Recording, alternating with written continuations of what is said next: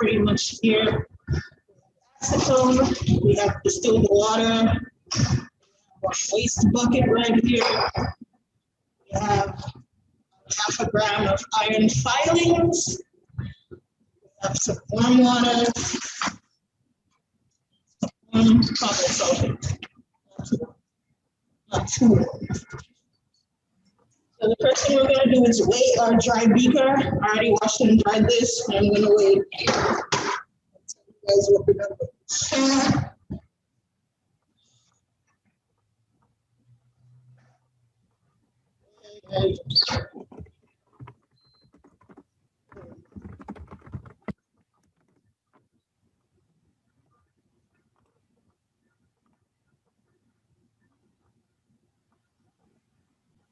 All right, the mass of the beaker is 63.347 grams.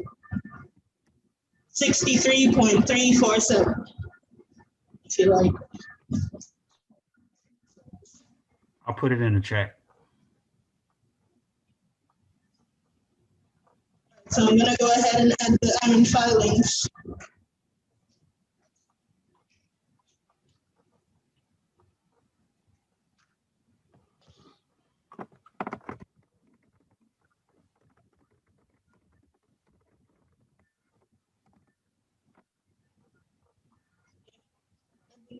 The new mass of the beaker with the iron filings is 63.847 grams.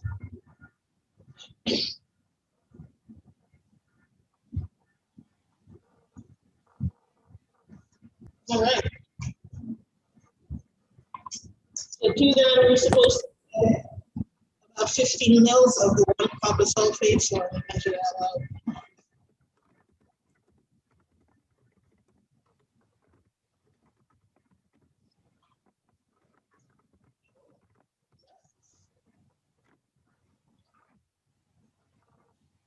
About 10 mils of, 20 mils of water.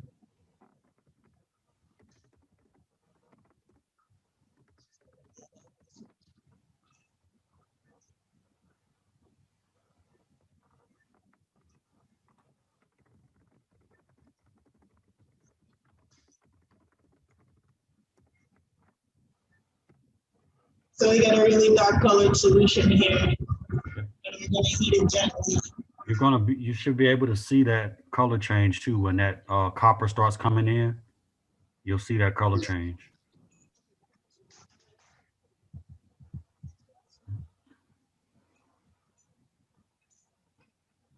There's another trick you could use, but it's too late. If you set that on a hot plate and turn the magnetic stirrer on, the iron filings will stir until it's all converted. But don't worry about it. Don't worry about it. You're good right now. That's a good way to test to make sure that all the iron got converted. If you sit it on the hot plate on the stirrer and turn the magnetic stirrer on and the iron filings don't move, then that's a good indicator that everything got converted to copper, because copper is not magnetic. I can see it turning orange though from here. If you look at the bottom, you can kind of see, like you're saying, you can see it turning orange right there. Mm-hmm. And that's also a great indicator that you have copper present. Yeah, you can see that. Yeah, most definitely. Oh yeah, this is good. This is probably the first time we've done this experiment using a Bunsen burner though. We always use a hot plate, but it takes a lot longer. Stir bars, so. Yeah.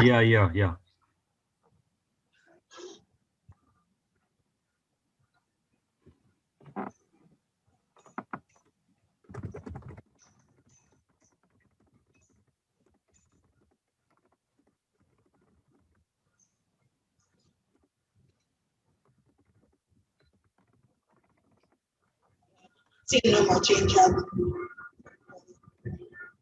All right. So we need to let go.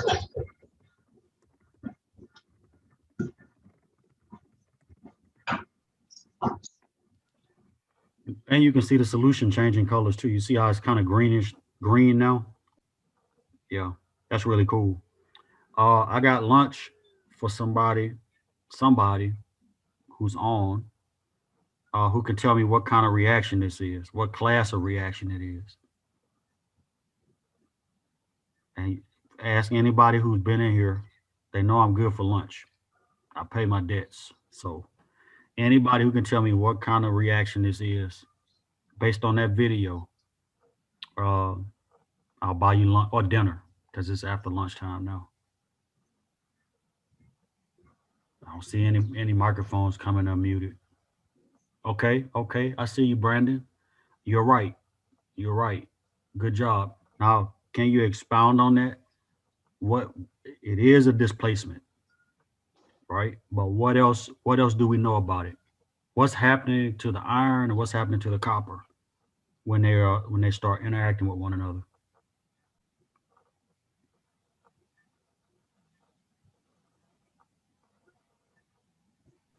One of them is changing from 0 to, I think, +3, and the other is changing from +2 to 0, charge-wise. So what is that? You know it. I think and you already got the answer, got part of the answer, so you can just relax and think about it and then tell me or tell us. Okay. But it most definitely is a displacement reaction. What happens when an atom goes from a 0 charge to like a +1 or if it loses electrons, what happens? What's that called? I know it's something to do with the ionic equation Mm-hmm. or net ionic equation. We were just doing this. What's the number called? Like if I say iron 3. Oxidation. There we go. Oxidation displacement. Very good. It's so one of those species is getting oxidized and one is getting reduced. The way you tell the difference is if the charge goes down, that's a reduction. If the charge increases, that's oxidation. Right? And actually that's the name of that superscripted charge. We call that the oxidation number. It's, a lot of your metals have more than one oxidation state that they can exist in. So good job, Brandon. Put your cash app in the chat. It won't be Ruth's Chris, but it'll be something palatable.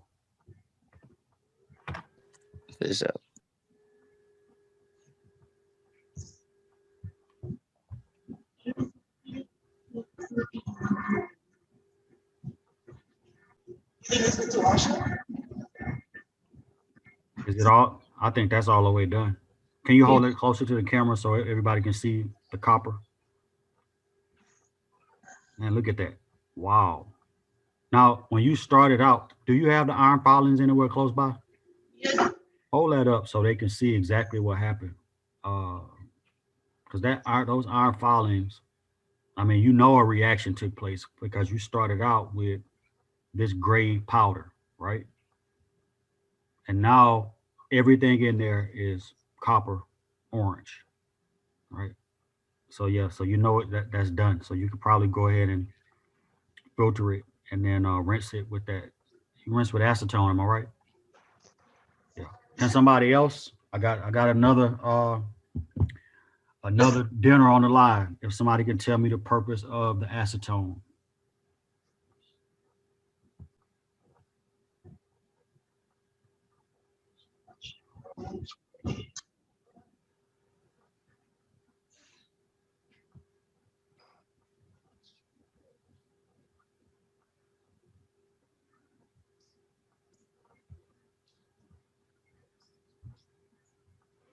And what she's doing, what Jan is doing now is decanting.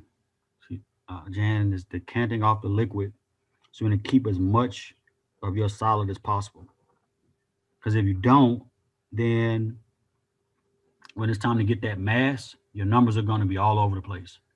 So you don't want to lose any solid. So knowing how to decant is a good skill to have. To do 3 washing with water. So okay. Just going to wash 3 times with water. And then that's just going to get off any residual iron, anything like that, all that's going. So what we want left is Straight copper, nothing else.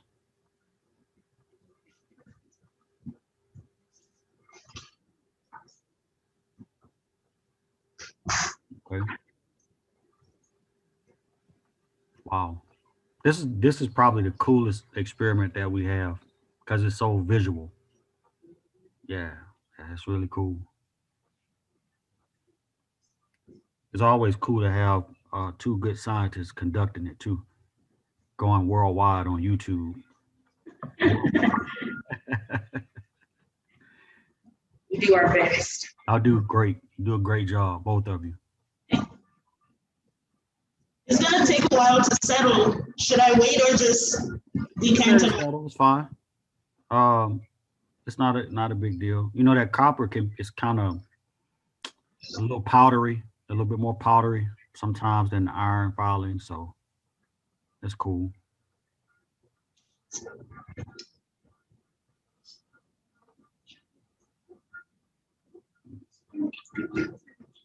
So again, you have to decant that water off, and you try to do that without losing any of your metal. It's kind of like when you, well, I don't know about y'all, but when I used to eat, when I was in college, I ate a lot of ramen noodles, and I like mine dry. So I had to get all the water off and then put that flavor packet in there so it's popping. But some of y'all try to be bougie and eat it like soup. Not me. Me either. I need all the salt. I need all the sodium, everything.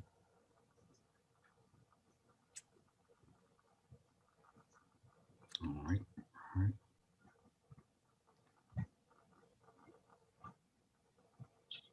You can see that Jay has great experience with this decanting. I don't know how much ramen she eats, but sorry about that. Let me be quiet.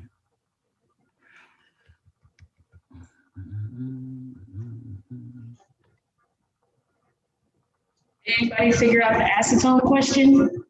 Not yet. I must not be hungry.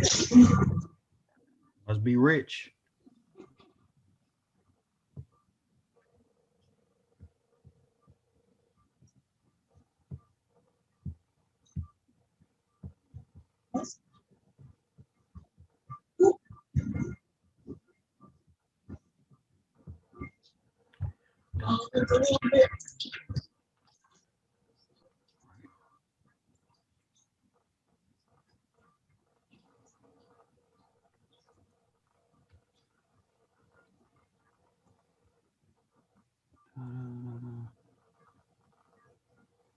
It's a mark of a real scientist right there.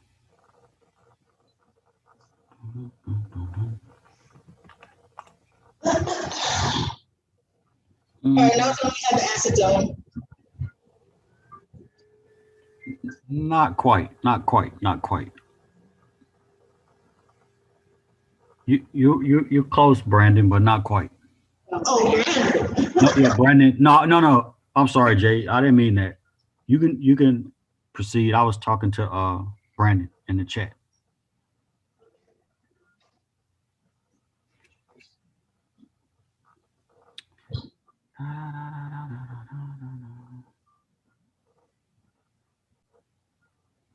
So that question is still open.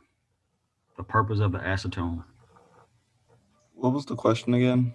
What's the purpose of adding the acetone after you rinse the copper 3 times with water?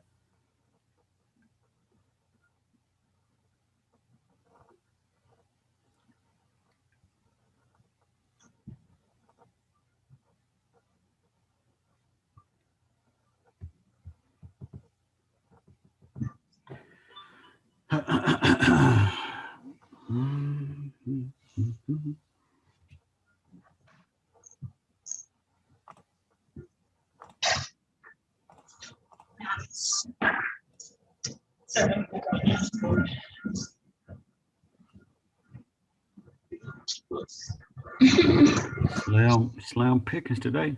It's 35 people in this class. Only 19 logged in.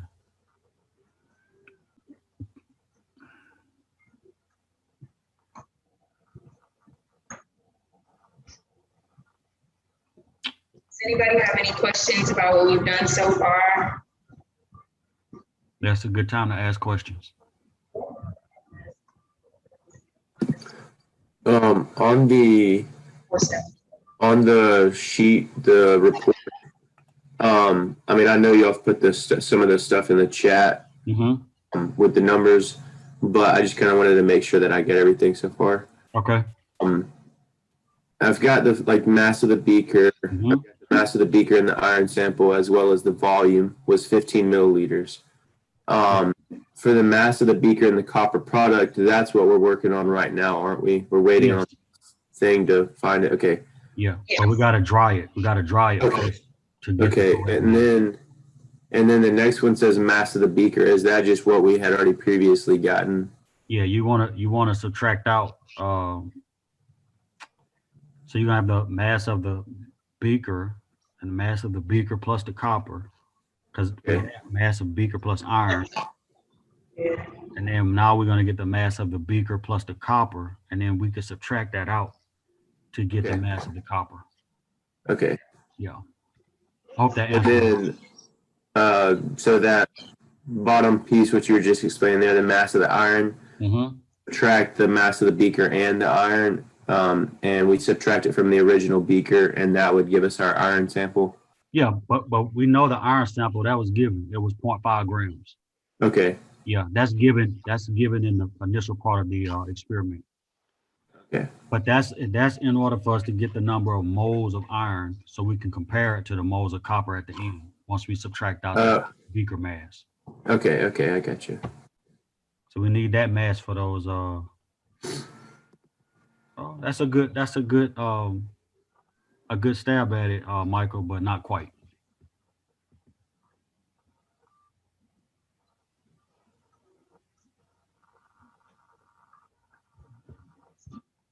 But thank you for that attempt, though.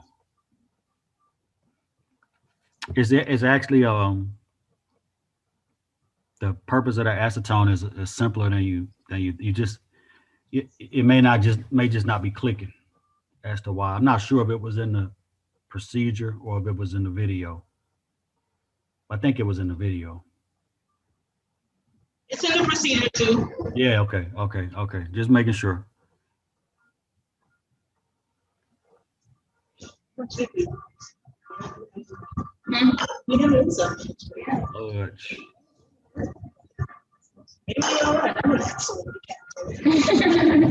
That's that professional hand.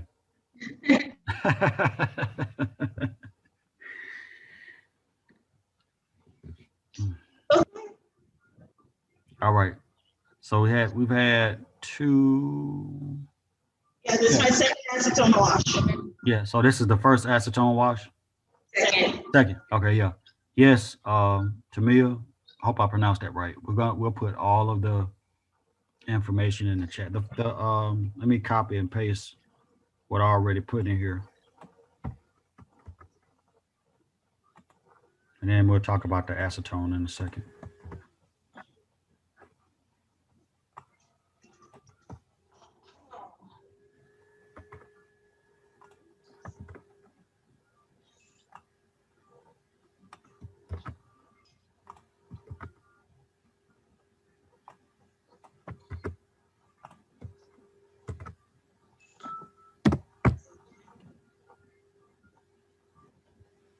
All right, so that's what we have so far. Okay, so what Jay is doing now is warming the beaker, because acetone has a boiling point of about, I think 76, 77, somewhere up in there. But it also is great at absorbing water, right? So when you add acetone to water, you basically are able to azeotrope off the water. When the acetone absorbs the water and you heat it up, it all evaporates together. So you're able to lower the boiling point of water and get rid of the rest of it. Devin, did you type that after? You know what? I'm gonna take that.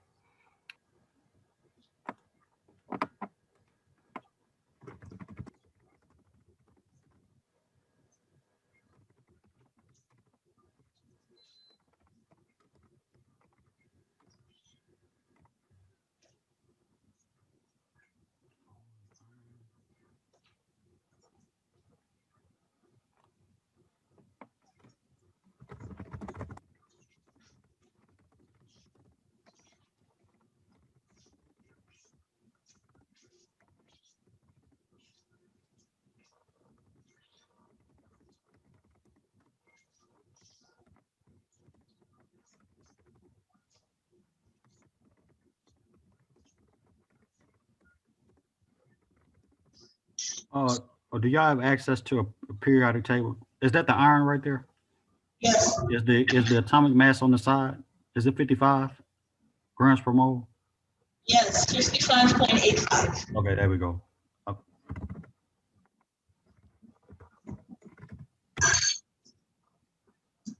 Thank you.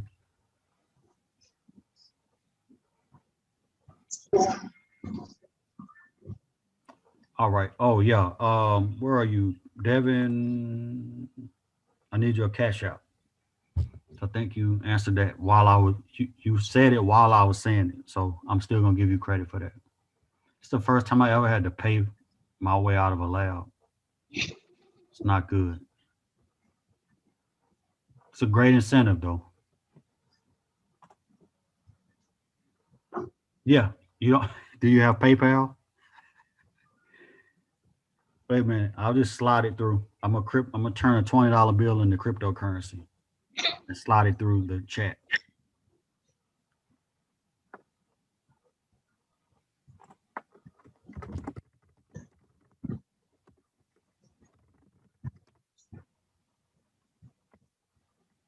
And Dr. Russell, did you already put all the masses and stuff in the chat? Yep. Yeah, we're just waiting on that last piece of data for the copper plus the beaker, so we can subtract that out. Because we know the mass of the beaker hadn't changed, so we can just get that and subtract it out. And then we can set about figuring out the number of moles of copper and number of moles of iron, the ratio, all that good stuff. And figuring out which equation to use. And it's important to let that cool off all the way. A lot of times, if you don't let it cool down and you weigh it, that mass of that beaker is going to be a little off.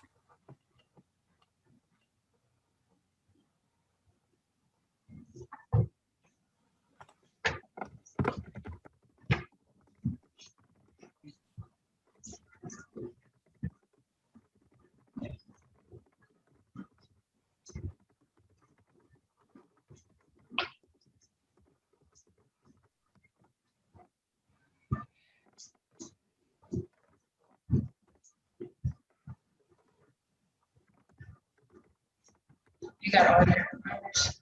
And then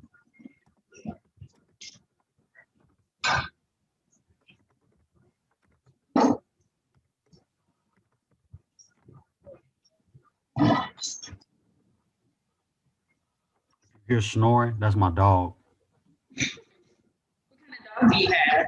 a mini schnauzer, Oh, lazy as all get out. oh yeah, of course. You know, they're A actually full side. they're active dogs, but I guess he just we're ready. ready.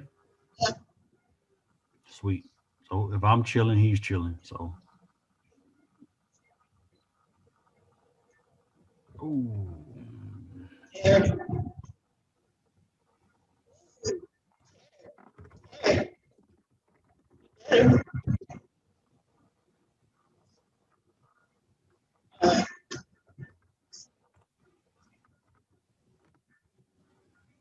Our new mass, 63.864 grams. Come on, that's bigger than before. There, yes.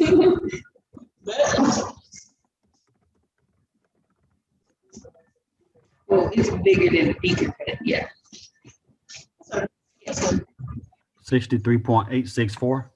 Yes, That's the beaker plus the copper. yes. Sweet.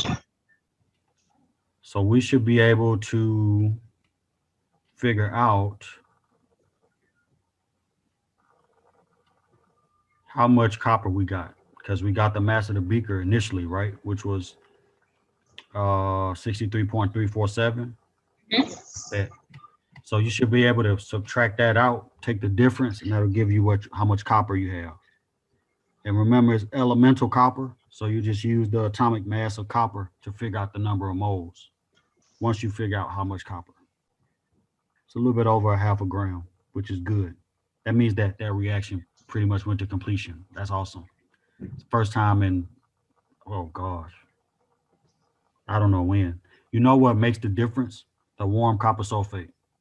It speeds the reaction up. If you do it at room temperature, it takes 2 or 3 hours. Yeah. In the chat. I was actually going to ask that. Okay. I know how to do it, but I just wanted to kind of make sure.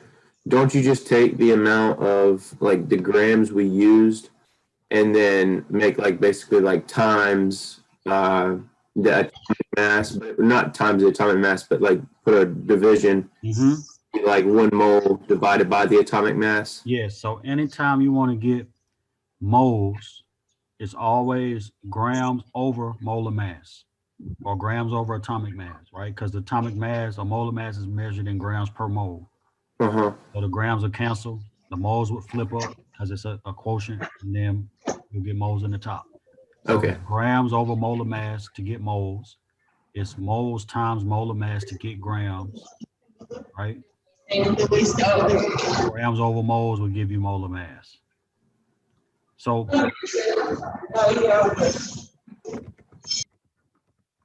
who's already got the moles of iron calculated? I We do. can really do this now. You have it? The moles of iron is 0.00895. 0.008895 of iron. And we calculated that by taking the grams of iron, which was 0.5 grams that was already weighed out, divided by 55.85 grams per mole, which is the atomic mass of iron. Are y'all following that? So that should give us 0.00895, or we could round up to 0.009, depending on how many sig figs we're working with. All right. And then who's calculated the mass of copper? Anybody? I think I got it. Okay. What you got? 0.00814, or I mean, it's like 8135, but I kind Let's of round it up. Let's keep the same sig fig. So 814, okay. and that's in grams, right? Mass of copper. Oh wait. I'm sorry. I did the moles of copper. Whoopsie. Oh, No, that's okay. That's okay. all right. I got 0.517 grams of copper. Okay, so 0.517 grams of copper, right? And then so that would be 0.517 grams divided by what's the atomic mass of copper? 63.55 or 546. I would say 55 grams per mole. And that was 0.00814. We're good with that. And that's moles, right? Everybody following that? Anybody not following?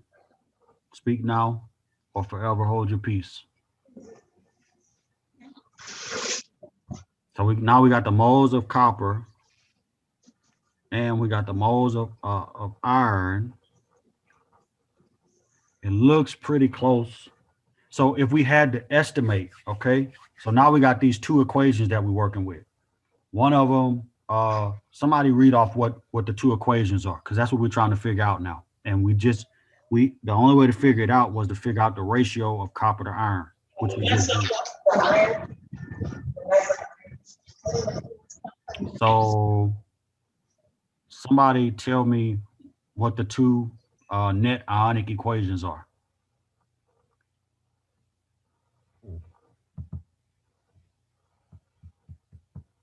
Just look at the procedure. It's right there. Actually, let me share my screen and we can look at it. Where is it? Do I have it? I thought I had it open.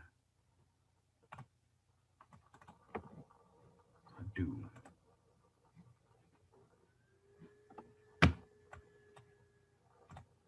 All right. So we have two possible equations. Can y'all see that? Yes, sir. Got two possible equations. One of them is the top equation, where everything is 1 to 1.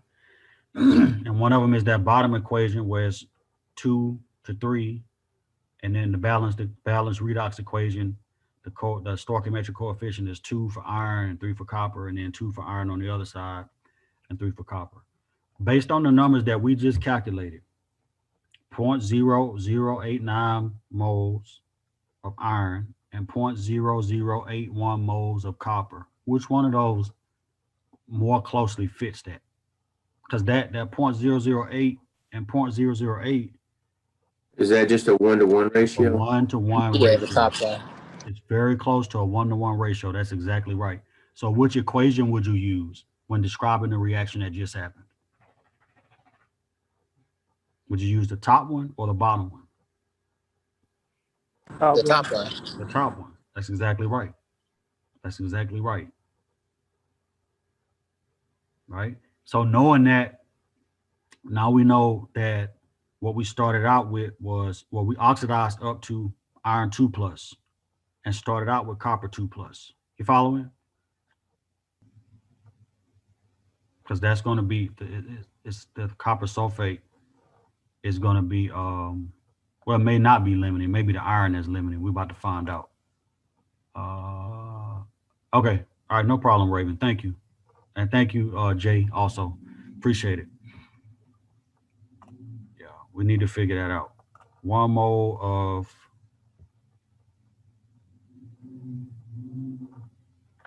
one molar copper sulfate, and we use 15 milliliters. So we need to figure out how many moles of that. Have y'all done that yet? Molarity, which is moles per liter. I have. Okay. So how would you calculate the number of moles of copper sulfate if you're given a volume and the concentration? You just multiply them. Like you multiply you have to make it, if you're given milliliters, you have to convert it into liters, and then you just multiply it by your concentration. Great, great, great. So we got 15 milliliters. We're gonna divide it by 1,000,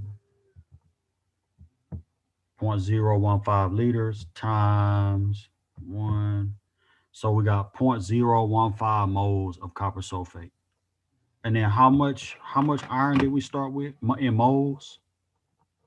How much was this number right here? 0.008.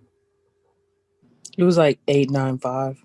0.00895. So the iron is actually going to be our the iron is actually going to be limiting and not the copper 2 plus. Because this copper 2 plus, we just based that on the actual equation, right? But we can fix that. Let's fix it. So iron is 0.015 moles.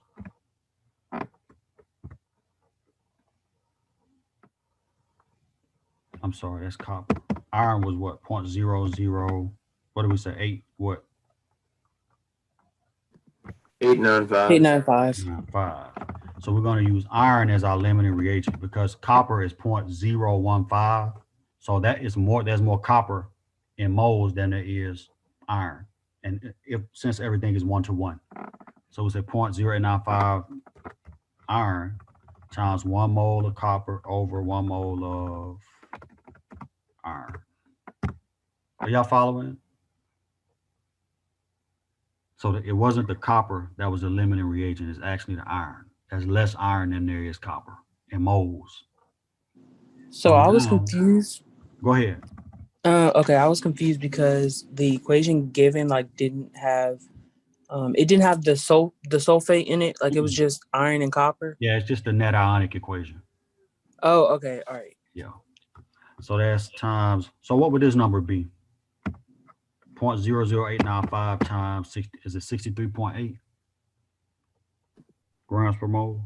We're not finding the 0.00895 moles of copper. It'd be of iron, right? No. It's still copper because we're trying to figure out how much copper zero we produced. But we're using moles of iron. Yeah. So we use the moles of iron, and then we use the stoichiometric ratio from the equation. Oh, I see what you did. But Okay. we just put the copper in the top and the iron in the bottom. You following? Yeah, I got it now. I see. And that's how we can interconvert between any of those species, copper, iron, it doesn't matter. We can figure out any of them as long as their equation is balanced and we have at least one of those values. So we know how much iron we started with. We know the ratio of copper to iron, which was 1 to 1 right here. So we just need to multiply that by the atomic mass of copper and we'll get the number of grams. I The got grams are 0.569. Okay, Gotcha. 0.569. Great. So now let's put that up here in the theoretical yield. 0.569 is your theoretical yield.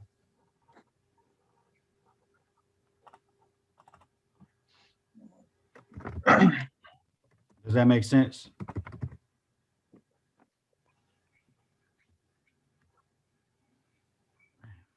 All right. So that's my theoretical. And then my actual, we just said was what, 0.517?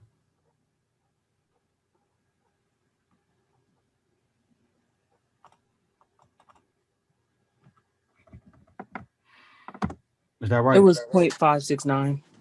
That was the theoretical. But the actual, you're is right. how much copper did we actually recover? 517. 517?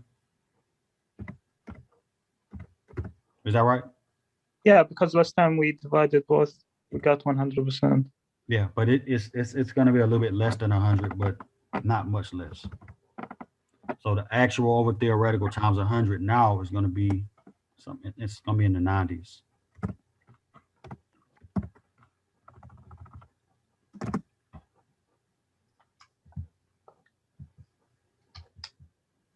Divided by 0.569.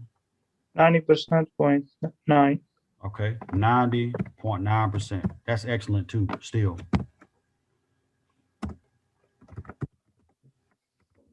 That's the percent yield. Be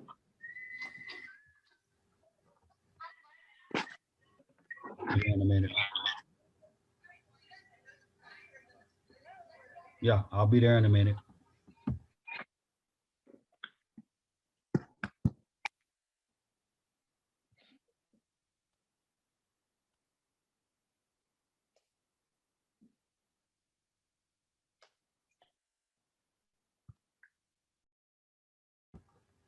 All right. Anybody got any questions about anything?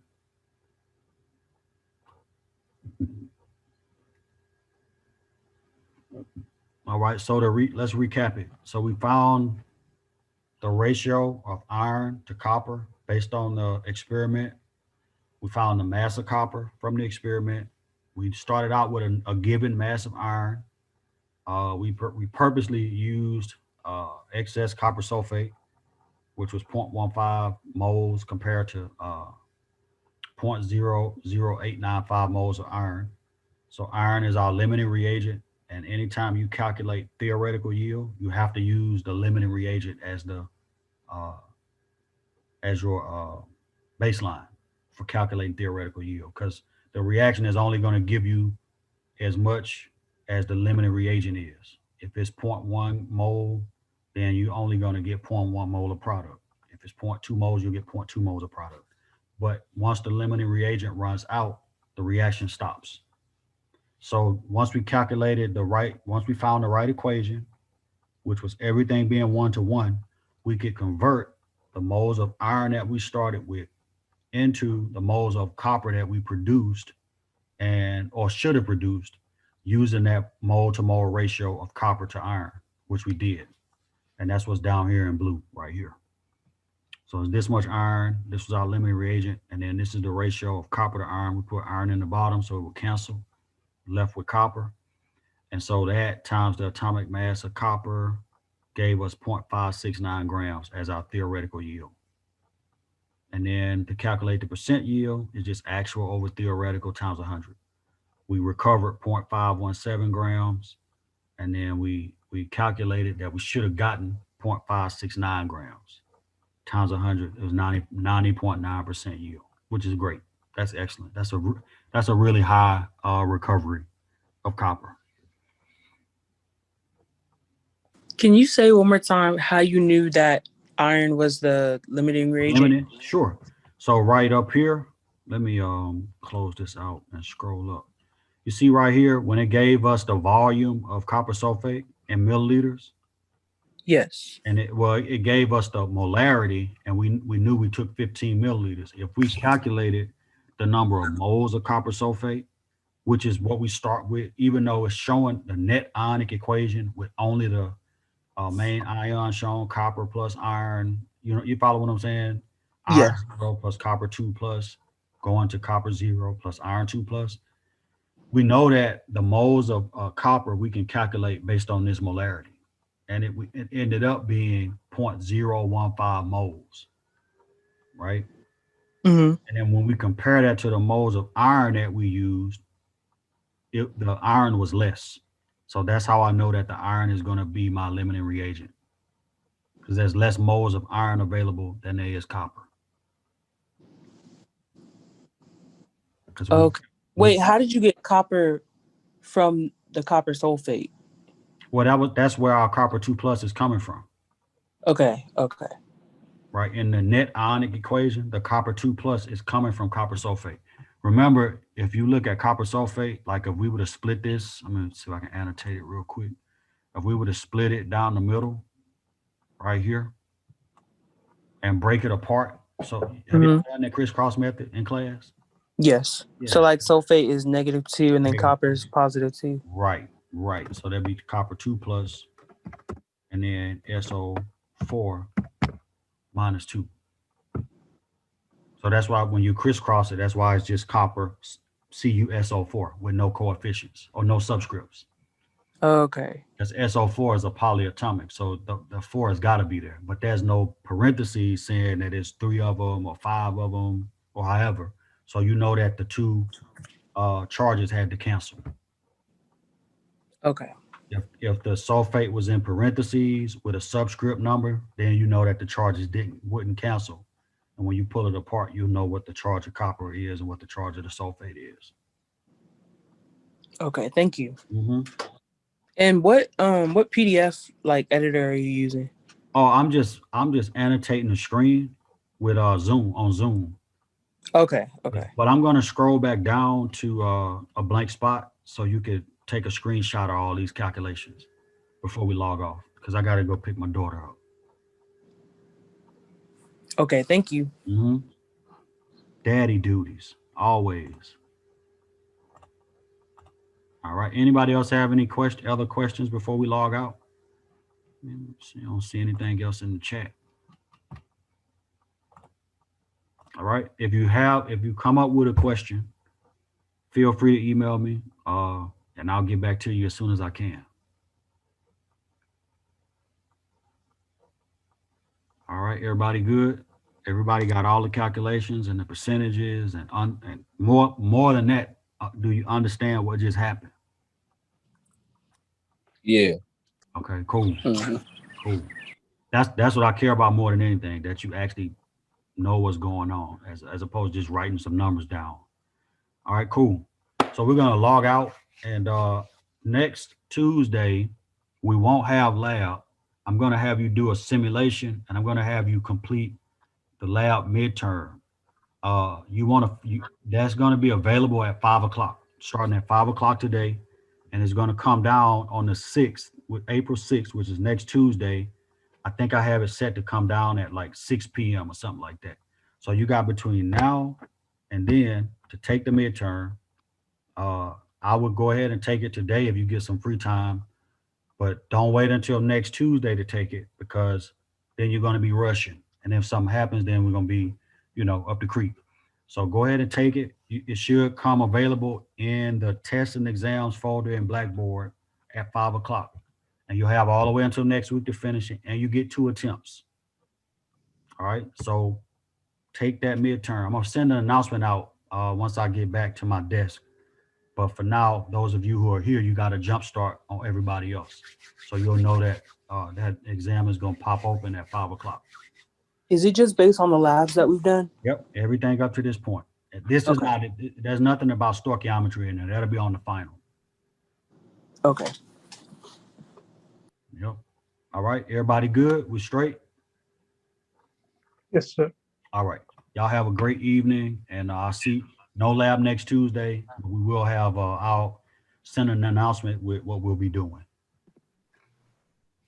Thank you. All right, y'all take care. Have a good day. All right, you too, thanks. And thanks for your participation.